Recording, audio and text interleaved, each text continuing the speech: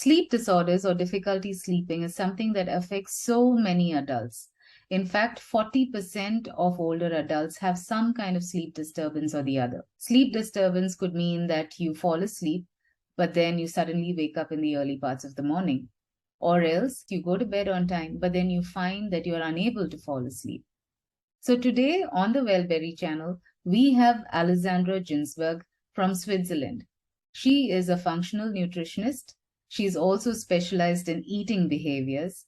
In addition, she does something cool called hair analysis, where they look at mineral and metal toxicity or deficiencies by analyzing hair. Without further ado, let's welcome Alexandra to the Wellberry and let's see what she has to tell us about insomnia or sleep disturbance. So, Alex, when we talk about sleep disturbances, what do you mean? What do you normally see in clients who come to you with sleep-related problems?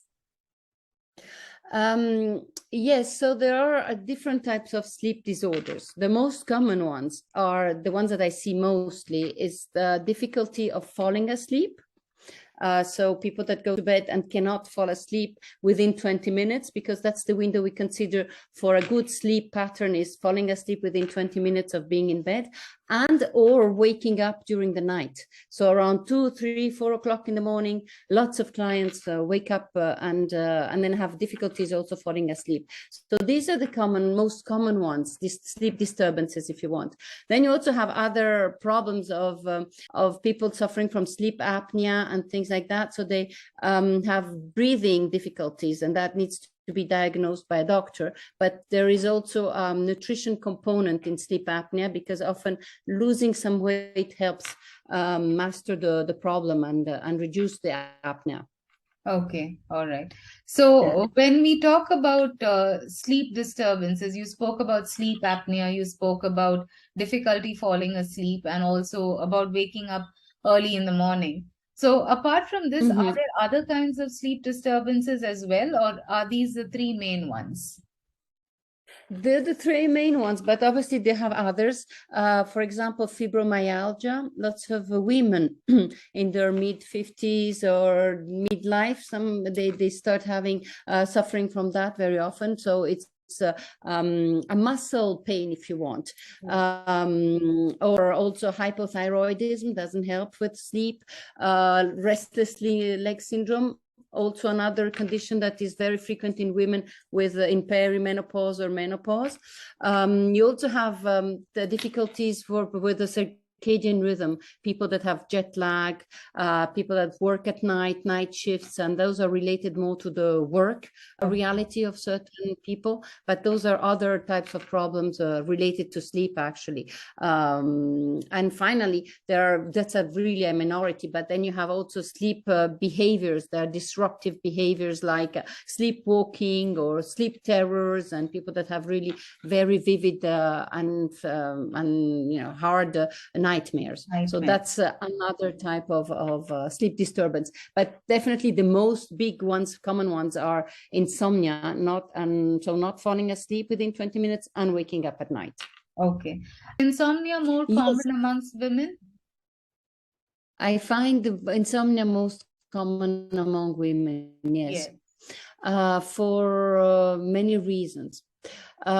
First of all, it is linked to our hormones. So obviously, when we are more sensible to those things, because our hormones shift throughout our lives. So the menstrual cycle and everything can impact also the sleep quality. And obviously during perimenopause and menopause, when we have the progesterone and the estrogen that are falling, because of those hormones that are falling, we have side effects that disrupt the sleep. So for example, with estrogens falling, we have mood disorders, anxiety, depression. We have bladder problems. We have women that have hot flashes and night sweats. Obviously, those things don't help sleep, and these are only present in women. Also, the decrease in progesterone is impacting negatively, because progesterone helps inducing sleep in women, and when it drops with perimenopause, well, it's absent. And also progesterone has been, the drop in progesterone has been linked with also a relaxation of the muscles in the throat. So that obviously doesn't help, because the airwaves are less open. Okay. And that also can induce sleep apnea, as I mentioned before. So all these things are linked to the phase of life of a woman that a man does not have. Okay. Also, restless leg syndrome is another condition that is very present and really happens with a perimenopause in many women. So when you have always, what do you mean by restless leg? What do you mean by that? It's a disturbance in the muscles, if you want, and they have actually a situation, they experience where the muscle disturb them and they can't keep still. Their legs keep moving and they feel like, yes, yeah, they have these legs that move all the time. And I mean, it's not that it is involuntary, it's voluntary, but they would like not to move them, and they just have this reflex of wanting to move them and cannot stand still. And obviously when you have that and you keep moving your legs and you can't find peace, if you want, in any position, you can't fall asleep. It's really, really disturbing. It's not painful, it's really a disturbance. Yes. Whereas fibromyalgia, which I mentioned before as another situation that women experience more than men, is more a pain around the body of the muscles. So one is a disturbance, a restlessness, and the other one is pain. Yes. So when you talk about sleep disturbances, let's also try to understand, what do you mean by a normal sleep cycle? So a normal sleep cycle would be somebody that goes to bed and falls asleep within 20 minutes, more or less, is calm and goes through the night. So that's a typical good night's sleep. And when they wake up, they feel rested. The sleep is divided, if you want, in cycles and stages. So there are 4 to 6 cycles in a night, and which they all add up to 7 to 9 hours. Okay, so according to the age of the person and the sex of the person, we need between 7 to 8 hours of sleep, not interrupted. So as I was saying, these cycles, they're composed by two parts. There is the non-REM part, which is the biggest one, and non-REM means non-rapid eye movement. And then there is the second part of the cycle, which is called REM. That means rapid eye movement. So the first part is longer, the non-REM one, and it is really when we start falling asleep and then we go into the deep sleep, and we really have a moment in which we're really, really very deeply asleep, and it's hard to wake us up, and that's a restorative sleep. After this phase, non-REM, there is this shorter phase of 90 minutes maximum, where we dream actually more, and it's called rapid eye movement, because the body is paralyzed, we don't move, but the eyes actually move very fast. So these cycles, they're composed by non-REM and REM, and you have 4 to 6 every night, and they are restorative actually, and that's when you have a good night's sleep. Okay, so like they say, most of our body repair mechanisms, most of our hormonal adjustments, and all of that happen when we sleep well, right? When we have the adequate number of the non-REM and REM cycles. Am I right?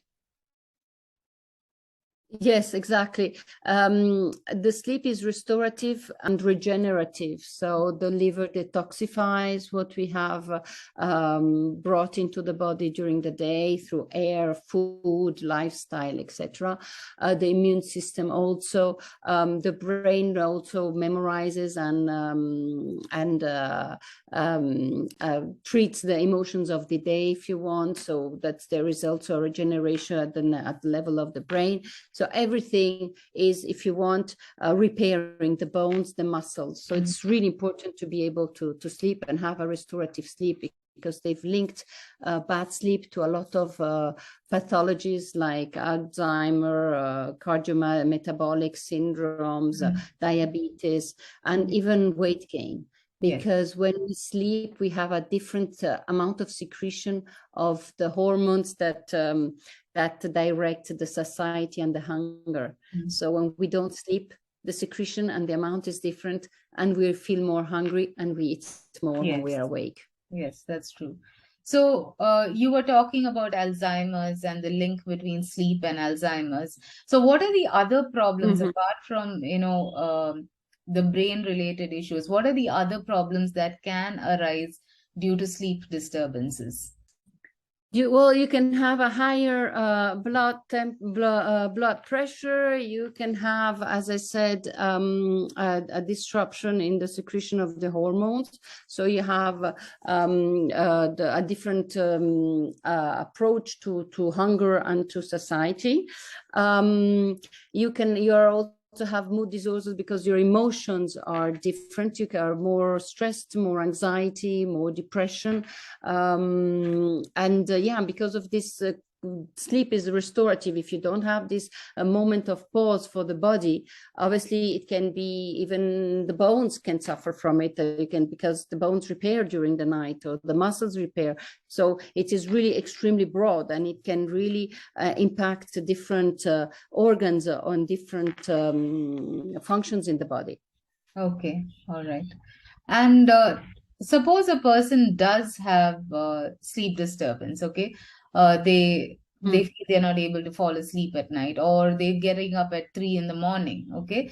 What could the cause be for this? I mean, what are the different things that lead to this? Like you said, hormonal imbalances. But apart from, is there any specific hormone which could be leading to this, especially waking up at 3 a.m. in the morning and things like that? Yeah, 3 a.m. Awakening is linked to the to hormone of cortisol, which is known as a stress hormone. It's more a survival hormone. So when we have high levels of cortisol during the day because of chronic stress, and we have a diet that is high glycemic, where we have a lot of insulin that is secreted very regularly during the day and very often, those two hormones together, they are, if you want, responsible of the awakening, or often the cause of awakening at 3 o'clock in the morning.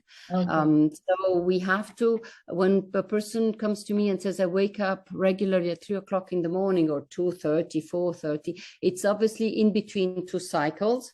As we saw before, there are 4 to 6 cycles, so it's in between a phase. And it's because they have a lifestyle that promotes, if you want, the secretion of cortisol in the middle of the night. So it's a life with chronic stress, and it's a life with an inappropriate diet.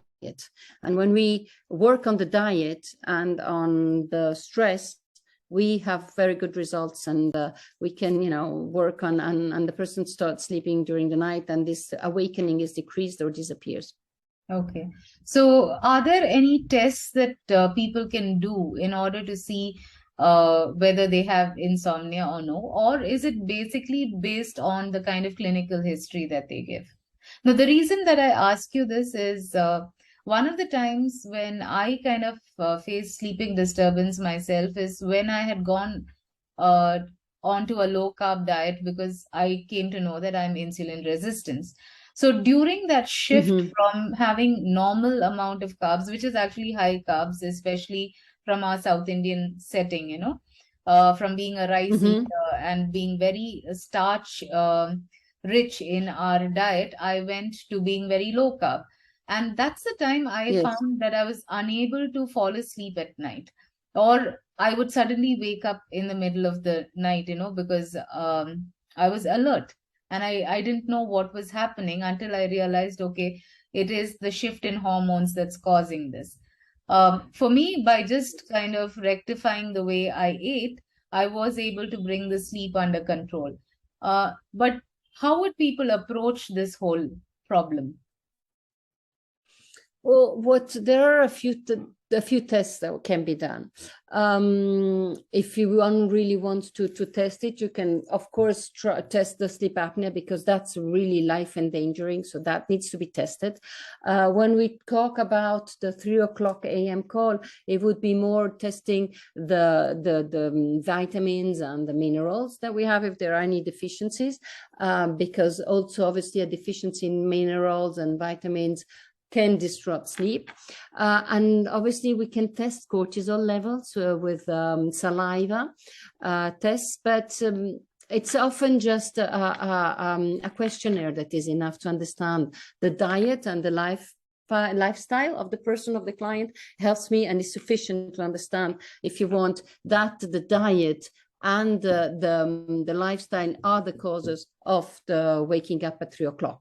In your case, you realized after it was your diet. So with a client, the first thing I do is I really go thoroughly through their lifestyle habits, what they do in the evening, what is their life during the day, the job they do, the level of stress, of chronic stress that they have, and the type of diet, how they eat, when they eat. Is there a regular hour of eating? Is there are there a low glycemic diet or a high glycemic diet? Does he eat enough proteins? At what time does he eat them? So this is already gives us a very big picture and very detailed picture of the habits of the person. And often the testing is secondary, and it's enough to already have a very good picture of their eating habits to be able to help and rectify at the level of the diet.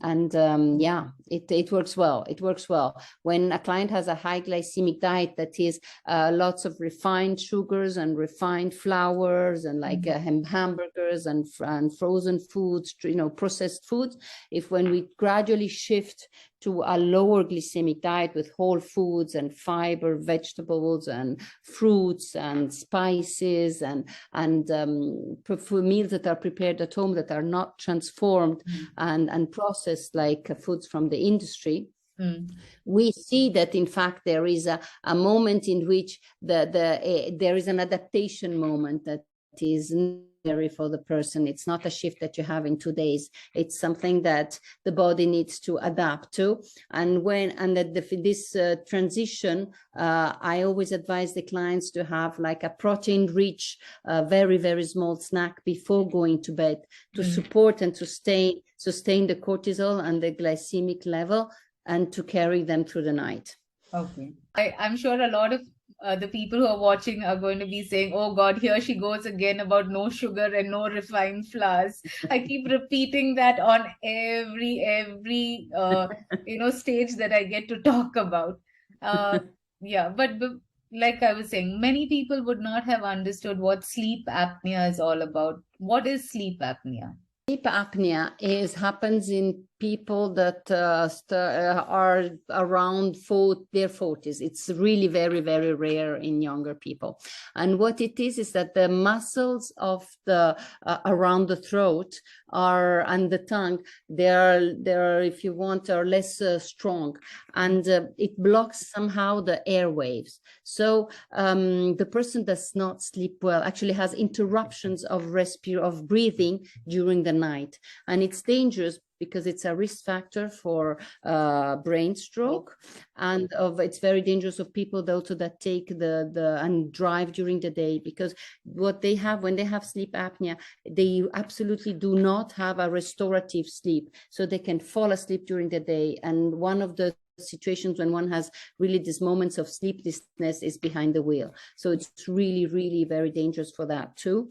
And sleep apnea is a situation when the person actually stops breathing while it's sleeping. So the person itself does not understand it has its sleep apneas and it has this condition. Is often the spouse or the spouse that realizes, or a person in the house that hears this typical noise of sleep apnea, because the person is like searching for air and does like a noise of seeking air, like it's seeking this air and the need of air, and this typical noise wakes up the person in the next room or the person sleeping with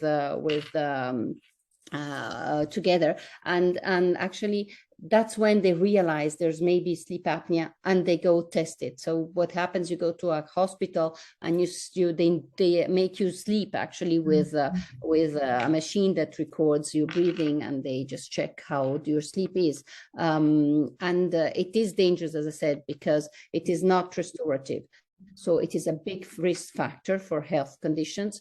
It is dangerous because the person can fall asleep during the night, and it is dangerous because the person itself does not realize. The person itself just wakes up in the morning completely tired and does not know why, because to him or her, he has the impression of having slept. Yes. And it is also linked to weight gain. So we have nice results with a loss in weight, because the tongue and if you want, also around the face, the fat diminishes, and the tongue also, so that there is less, the breathing is more open. Easy. The airwaves are more open, obviously, if there is a thinner tongue. Okay. So basically, when you say the noise associated with sleep apnea, it's commonly what we say snoring, very loud snoring, and then there's suddenly a stop in breathing, or some kind of a gagging kind of sound that happens when the person sleeps. It's actually snoring, very loud snoring, and then there is a very strong breathing noise, somebody that is trying to breathe, so like this. And it's always linked also to very heavy snoring. And sometimes there can be a humming sound as well, right? They snore and then they hum, and then they suddenly stop breathing, and that stopping of breathing is when like you said, the person becomes at a higher risk for stroke, at cardiac risk as well, correct? Yeah. Exactly. Yes, absolutely. Yeah, absolutely. It has to be diagnosed as fast as possible. There are two main solutions for this, which is nothing difficult. They actually give you a bite, if you want, which is a small device that you put in your mouth before going to bed, that keeps your tongue really lowered to the lower palate, so that the airwave is as open as possible. Or which is a bit more invasive, it's a machine with a breathing thing that you have next to your bed, and that pushes oxygen into your mouth throughout the night. It's more invasive than the bite, but it's absolutely fundamental to reach out if one has this type of and the person wakes up feeling so much more fresh because they've received oxygen through the night rather than being deprived of oxygen. Of course, that's why it's dangerous. There's the deprivation of oxygen for seconds during the night as they sleep. So it is extremely dangerous. And again, often it is discovered by the person that sleeps next to the person suffering from it, because they hear the noise, which is a strange and very loud noise, and it's actually scary to hear it. So what can a person do in order to sleep better? What they can do, obviously, is act on the nutrition, act on stress. If it is, there are lots of types of stresses: environmental, psychological, physical, nutritional. So we have to identify the causes, if you want, as much as possible, and try and intervene there. So environmental stress can be a lot of noise, a lot of pollution, a lot of stress from the light from the environment. If you have, I don't know, you live on a street where you have lights from the street that are coming into your room, is trying to really shut as much as possible the light out of your room, stop the Wi-Fi, and reduce as much as possible the waves that are coming through your room at night. So this is the environmental stress, and sometimes it's easier, sometimes it's very hard to rectify it, but it's an important factor disrupting stress, and we have to be aware of it. Psychological stress, obviously, if we have a stressed life with problems at work, with the boss, with a family, with kids, with whatever, addressing those problems obviously discharges and reduce stress and helps falling asleep. Physical stress, if one feels endangered somehow, obviously one needs to be able to identify it and try whenever and if possible to find a solution to that. And then nutrition, of course. Nutrition is a big one where practically everybody can change their eating habits and shift from this modern type of fast food and transformed foods and processed things into a more traditional type of meal and nutrition. So, and that really helps enormously. Whereas obviously what I mentioned before as psychological and emotional, environmental, it's harder to address. It can be addressed. There are things that can help, but number one for me is nutrition, because it's more open to everyone, I would What say, are the or kind of almost everyone. minerals and vitamins that people need to look at for, sleep-related problems? Yes, so it is interesting. There are I was mentioning deficiencies before. Yeah. So in the vitamins, it's vitamin B6 and B12, vitamin C, vitamin D, vitamin E. In the minerals is magnesium and zinc, the big two ones, and also the levels of iron in your blood. So those are the biggest ones that need to be tested if you want to check about deficiencies. Yeah.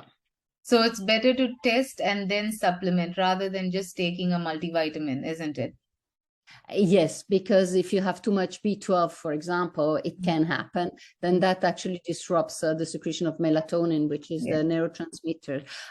Also, you don't want to have too much vitamin D or things like that. You just can't supplement. I wouldn't supplement blindly. One supplement that you can take more or less blindly is probably magnesium, because most of the population is magnesium deficient. So that one helps a lot with feeling calm and relaxing the muscles, with a restless leg syndrome or fibromyalgia. Those kind of things, magnesium can help. And that I find it's one that you can start maybe supplementing at the normal dose right away and see if it helps. So you would take it around 5-6 o'clock in the evening, because it has a calming effect. But I wouldn't supplement immediately like this with a multivitamin, not knowing where the person's deficiencies are, at what level, and if they're So as a doctor, there are people who ask me for some medication to help them with sleep. And most of the time, I'm obviously not very willing to put a person on so-called sleeping tablets, right? Because they have their own set of problems in the long run, especially being dependent on them. I always prefer to look at things like melatonin, or probably give them something like magnesium, like you said. So, are there supplements and are there natural remedies that people can look at in order to help them with sleep? Okay, yes. So there are a lot of things that can be done. Some are harder, some are easier, and it depends obviously on the person. As I said, sleep issues are always under the big umbrella of stress.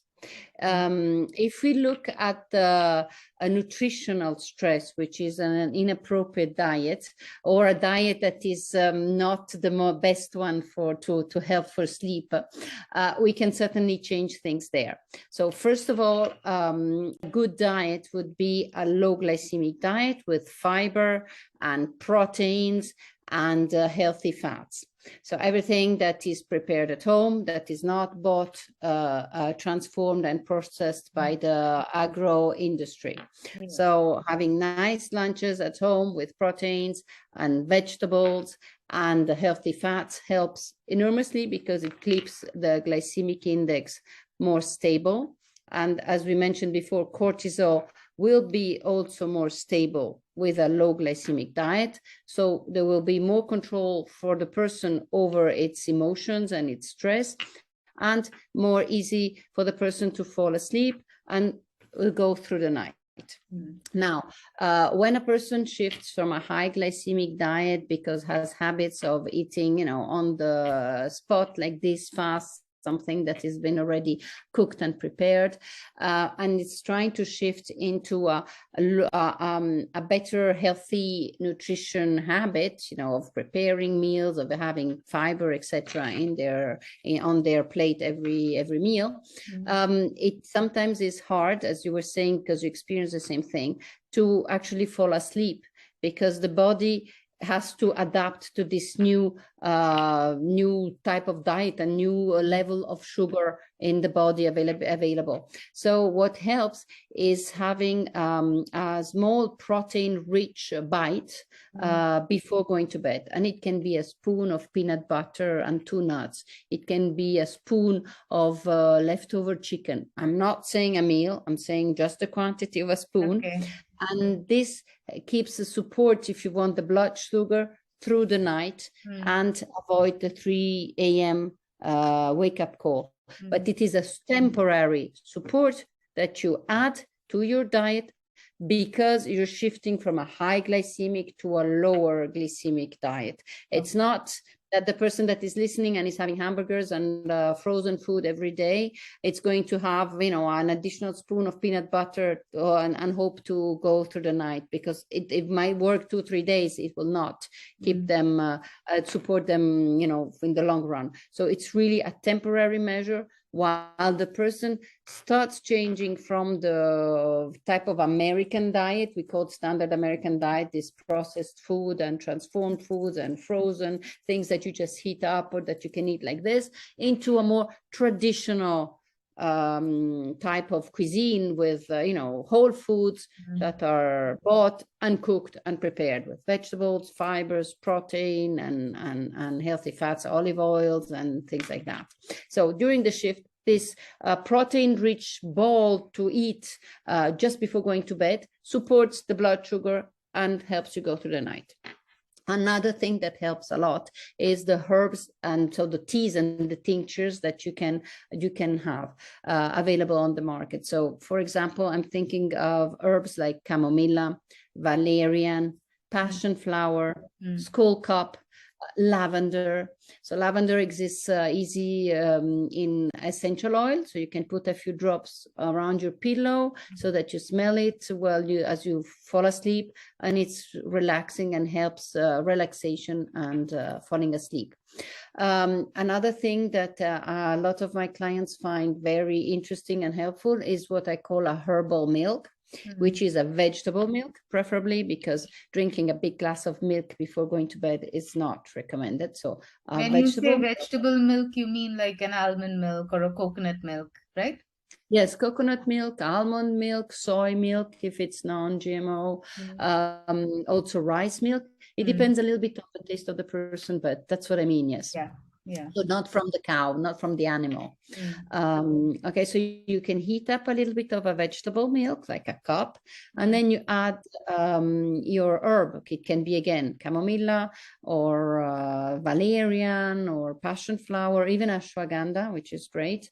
And then to this, to make it more to your taste, you can add either vanilla extract or a little bit of honey to make it a bit more sweet, or even cinnamon and turmeric are very nice herbs that mix very well with a vegetable milk, and they're anti-inflammatory, turmeric and cinnamon, so they're also good for your gut health. And you drink this cup before going to bed, and it's warming, it's comforting, it's balancing the blood sugar, it's nurturing somehow, and has a nice relaxation effect. So you're saying for our Indian audience, I would say what is easily available is almond milk, like you said, soy milk, but then it's kind of, you know, a big confusion whether it's actually non-GM or no.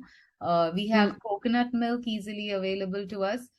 We can add chamomile to that, and turmeric, like you said, cinnamon, a little bit of vanilla essence.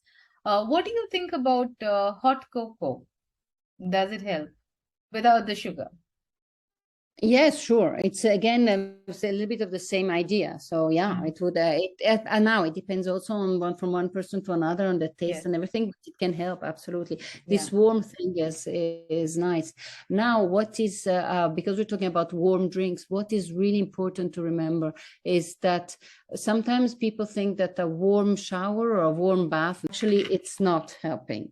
because it raises the body temperature. And to fall asleep, we need 1 degree, 1.5 degrees of lower body temperature to fall asleep.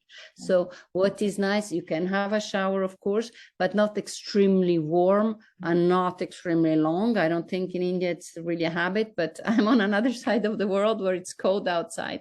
And people think that warming up, it's good to fall asleep. Warming up, it's not good to fall asleep. It's actually reducing the body temperature that is nice. This warm herbal milk has a different, brings something different to your digestion and to your well-being. So the two things are different, and I just wanted to point them out. Okay, and like you said earlier, check out whether there's any vitamin or mineral deficiencies, B6, B12, vitamin D, magnesium, right? Yeah. And, in India and in most parts of the world, I think these are easily accessible today to get them tested, right? Yes. Yeah, that's a blood test, so it's quite easy. Yeah. Yes. Do you recommend people take sleeping tablets, so the sleeping pill? I personally don't favor that. I would rather, like you said, they try out melatonin or they try out magnesium if they are deficient. But sleeping pills, I'm not in favor of, because we do know the kind of side effects that they have. And the second thing is, we don't know how habit forming it can become in the long run, right? Yes. Yeah, I agree totally. Actually, there are two main things, if you want, that for which I really am against these pills. For the people, they often end with azepam because that's the active ingredient. So if you wonder if yours has it, and if you're talking about that type of pill, if it has azepam, this part of word, 100%, it's a sleeping pill. Yeah, 100%. So they have an hypnotic effect. So they don't make you fall asleep as nicely or as healthily as a normal sleep. They don't have the same restorative effect on the body. So that's a first thing. Secondly, they have seen that when you take them in the long run, there is obviously a dependency risk. So you need to increase the dosage, and that's a problem. And there is also mental confusion that is present in the morning when the person wakes up. And in the elderly, they have linked that this mental confusion favors falling down and breaking the hip, the femur bone. Yes. And that's really something that happens in a lot of people. Yeah. And when this happens, there's also, they've seen that 50% of the people that break their hip bone, within the year they die. There's a high mortality rate because they are, bedbound, they are more alone, they have, it's such a big stress on an elderly person that it's really important to remember that maybe it makes you sleep today, but it will have very negative effects as you age. And it's not restorative. There is dependency. And there's also a link in clinical studies between this, in the long run, taking these sleeping pills and dementia and pathologies like Alzheimer's disease, and incontinence, memory issues, etc. So it's really, it is okay if somebody has had a big stress and there's really a big difference from one day to the other, and there's a need of sleeping for 3-4 weeks maximum, and then getting out of them. But again, because of the dependency, there's always a risk of being, it's very hard to get off them once you've started. I also see that people, there's a lot of anxiety when it comes to sleep disturbances. So especially with the sleeping pills, because of the anxiety, what if I don't take it and then I can't sleep?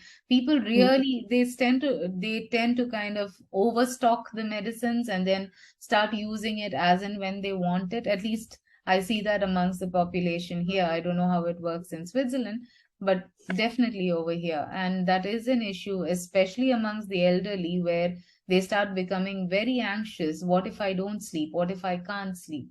So yes, I think they need to look at other ways of addressing it, because it is something that can be addressed if we do it systematically.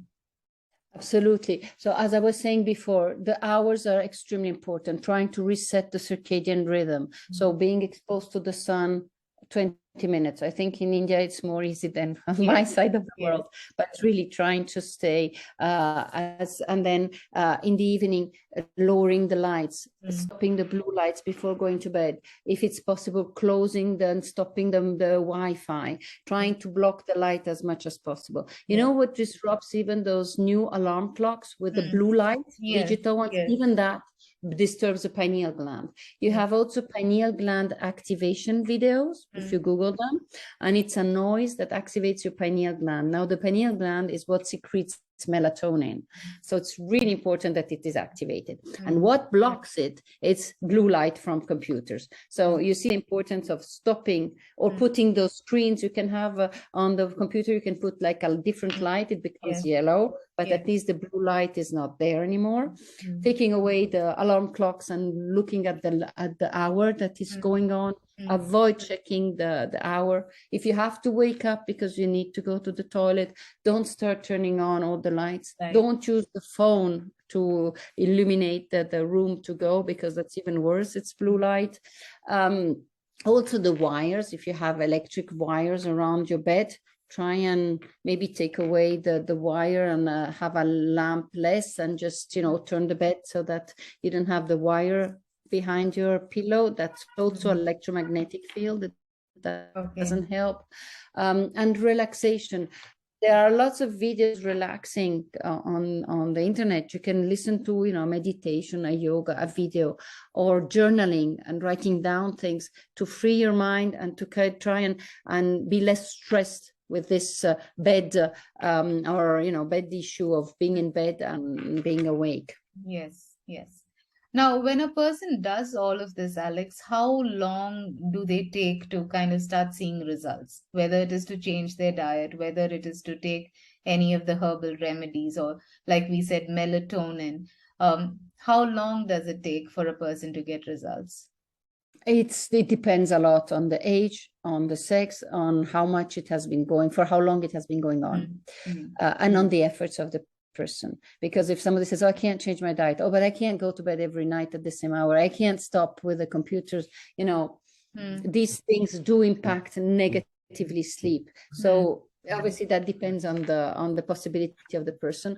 A woman through her perimenopause and menopause, because of her hormones, it's harder, of course, than for a population that is not undergoing that phase in life.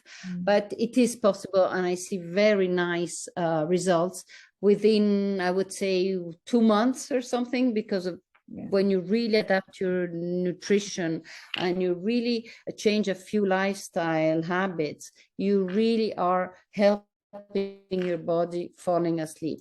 And really this melatonin issue and this blue light and those kind of environmental stresses are really, really impacting negatively. And most of the time it is possible to stop at 9 o'clock in the evening, being behind the screen, or buying those, glasses, blocking the blue light, or putting this screen thing on top of your computer so that the blue light is not there anymore, if you really have to work.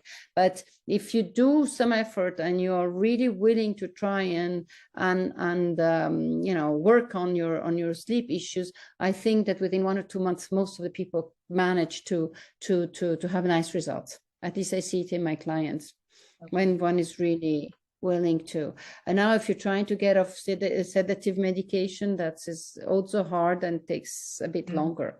It is possible. I advise people to try it, and with patience and necessary effort, it's really important to try and get off as soon as possible. And melatonin, as you were saying, is really one of the best supplements that you can have. Maximum 3 grams, but it's really, really helpful. Okay. So just to recap everything we spoke about, Alex, we were talking about sleep disturbances, and sleep disturbances meaning either you can't fall asleep at night, or you end up waking up in the middle of the night, like usually we see 3 a.m., 4 a.m. wake up. Yes. And what you did try to emphasize is that every person needs to have a proper REM and non-REM sleep cycle, which means about 4 to 6 non-REM and REM cycles in order for them to feel rested. Now, apart from that, Exactly. we also spoke about sleep apnea, which is associated with a lot of loud snoring and then sudden stopping in breathing. And this is Mm. associated with higher risk of stroke, cardiac problems. They even say there's a lot of cancer in people who have extreme sleep apnea. It's also Mm. dangerous because people behind the wheel, they can fall asleep while driving, right? Yeah. Now, Yes.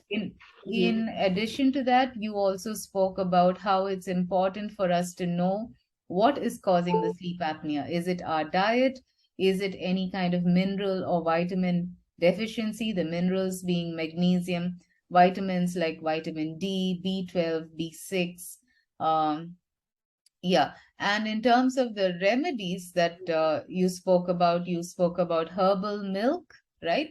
You also spoke Yes. about melatonin, and Yes. we also spoke about herbs like chamomile and lavender, which can help to induce sleep as well, or which can help to improve the quality of sleep.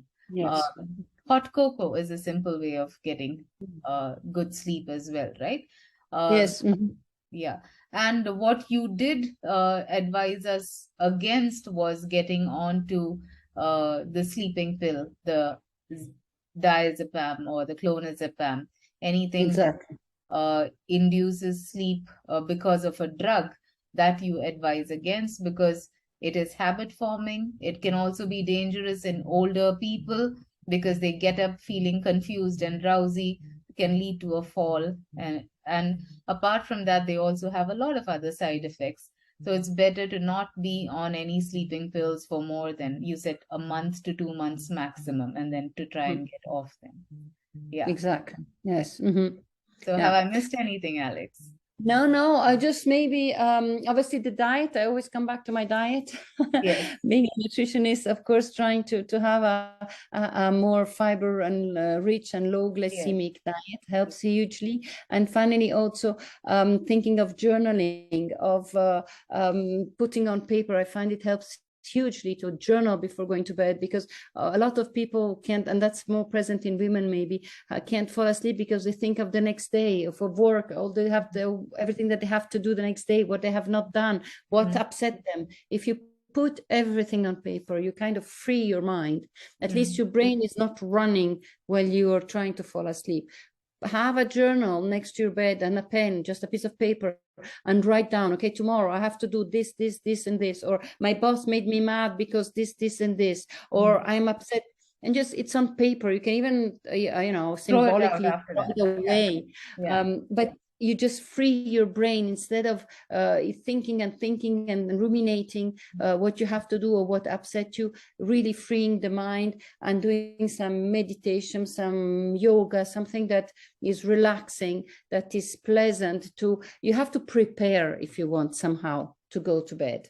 So yeah, I wanted to add that the psychological also aspect of going to bed helps. Very true. So thank you, Alex, from all of us at the Wellberry. It's been really illuminating talking to you today. And I hope that we can have more such discussions about various health related issues. Thanks once With again. pleasure. It was my pleasure to being there. Thank you, Nimi. All See you right. soon. Bye.